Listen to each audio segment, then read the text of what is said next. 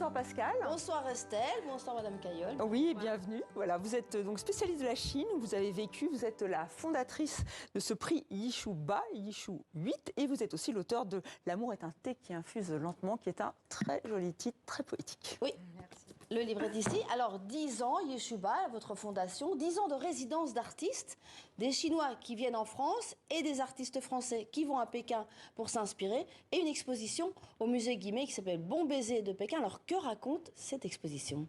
Cette exposition, elle raconte quelque chose de très simple et de très difficile, qui est le chemin vers l'autre, et le chemin d'un artiste vers une autre civilisation. Donc le chemin d'artistes français qui en général n'ont jamais mis les pieds en Chine, et qui vont découvrir un monde qui à la fois les surprend, les décale, et puis le chemin des artistes chinois qui vont arriver en France.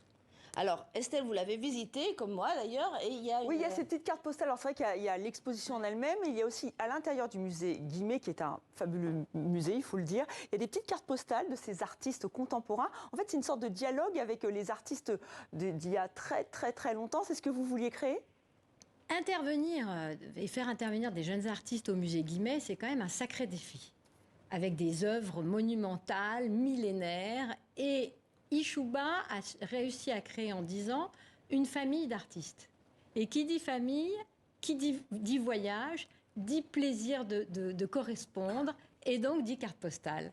Et l'idée que j'aime beaucoup, c'est de proposer à chacun des artistes d'entrer en résonance poétique avec un objet du musée Guimet. Voilà, une famille, en fait, ils écrivent des petites cartes postales à leur grand-père, grand-mère du 1er, 3e siècle. C'est vraiment une petite chasse au trésor très chouette. Alors, comment ça se passe, ces résidences ? Vous envoyez des artistes français à Pékin, des artistes chinois viennent ici à Paris, mais où est-ce qu'ils vivent, où est-ce qu'ils créent, comment ça se passe ? Écoutez, ça se passe vraiment très bien. J'imagine. Parce que les artistes chinois, quand ils viennent à Pékin, ils viennent au cœur du Pékin traditionnel. Et la première chose qu'on fait quand ils arrivent, on leur met à disposition une bicyclette et on leur dit, voyez les vieilles ruelles de Pékin, les jardins qui sont quand même très beaux dans le coin de la cité interdite, tout ça c'est un terrain de jeu pour vous, pour vous inspirer. Ils n'ont pas un projet déjà déterminé ? Ah non, ils y vont et ils se laissent. Arrivent, et moi la première chose que je leur dis, c'est, vous avez du temps, 3 mois, c'est un temps quand même assez conséquent. C'est précieux. Inspirez-vous. Et vous n'êtes pas obligé de produire. Vous êtes libre de produire ou de ne pas produire. Alors, dans les coulisses de votre fondation, donc il y a un jury en France qui choisit les artistes français, un jury en Chine qui choisit les artistes chinois, évidemment. Il n'y a jamais d'artistes dissidents qui sont nommés. On a reçu il y a quelque temps un artiste chinois que tout le monde connaît ici en France, qui est Ai Weiwei. On l'a reçu sur notre plateau et on va l'écouter tout de suite. Notre vie n'a rien d'autre et n'est rien d'autre que la politique. Et tout citoyen doit définir et défendre ses droits. La liberté d'expression, les droits humains. Donc penser que l'art peut être simplement de l'art pour l'art, c'est une pensée du 19e siècle ou du début du 20e siècle. L'art, si c'est du bon art ou de l'art pertinent, est toujours subversif et questionne toujours les jugements statiques et donne une nouvelle façon de regarder le monde. C'est pour cela que l'art est beau. La beauté est dangereuse. Alors, qu'est-ce que vous pensez de cette définition, l'art pour l'art, comme le dit Ai Weiwei, ou bien est-ce que l'art est toujours subversif ? Je pense que Ai Weiwei est génial et que quand il dit que la beauté est dangereuse, je le rejoins complètement, mais elle est dangereuse pour moi en tant qu'elle bouleverse notre rapport au monde. Et les artistes que nous choisissons dans le cas d'Yishuba, nous les choisissons depuis le début sur une intuition très profonde que j'ai, qui est personnelle, qui est une conviction, qui est que nous avons besoin de poètes.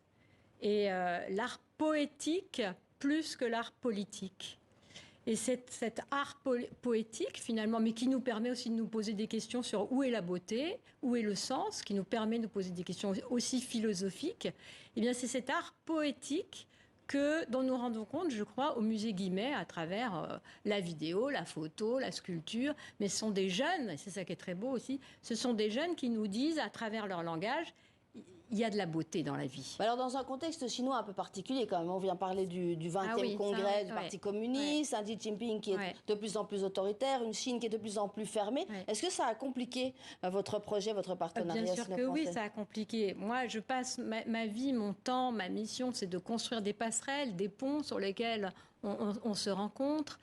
Et il est clair que la stratégie zéro Covid ne permet pas d'envoyer des artistes français en Chine. Heureusement, et là on a beaucoup de chance, pour l'exposition, il y a quand même 4 artistes chinois qui sont venus de Pékin à Paris pour vivre en fait cette fête, parce que pour nous, cette exposition, c'est d'abord une fête. Voilà, 10 ans et un anniversaire. Et un bel anniversaire. Merci à toutes les deux pour cette chronique culture, donc une exposition à voir au musée Guimet et à côté.